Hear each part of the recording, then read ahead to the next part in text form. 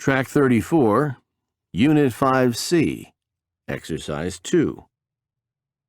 In today's show, we hear about two people who decided to try and get away from the 24-hour lifestyle and so-called rat race of modern life.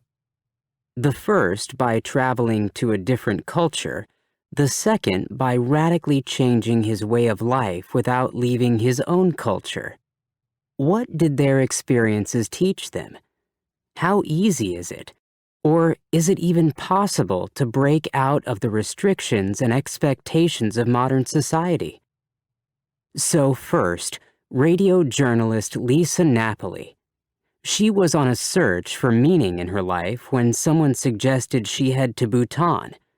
No 1960s-style hippie traveler, Napoli actually went to Bhutan with a high-profile job to help in the setting up of a new radio station.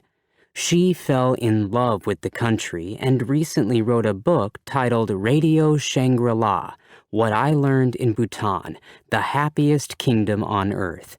In her book, Napoli describes how learning to live with less made her life richer. She explains that in Bhutan, it was impossible to live a frenetic 24/7 lifestyle. So many people think they need and enjoy having a lot of stuff. But what if that's not possible? For Napoli, the key is to appreciate what is around you rather than to constantly desire and strive for things you do not have. If we value simplicity and respect the natural environment, we will be more content, she feels. But how quickly can we adapt to a different culture in this way? Napoli found that for her, it was easy. What about attempting to live in a different way within your own culture?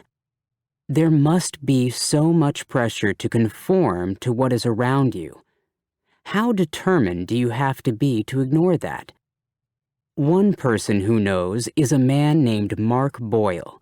He decided to give up using money for a year. How did he manage?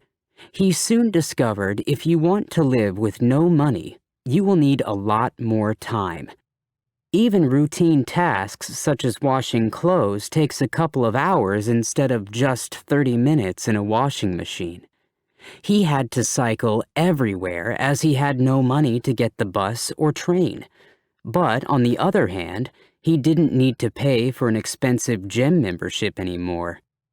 Perhaps the most valuable lesson that Mark Boyle learned was the value of friendship, community, and relationships based on trust, not money. So if you're fed up with the modern pace of life, how realistic is it to make changes like this? Maybe you don't have to be so radical. There are other ways of slowing down that might be just as effective. You won't know unless you try.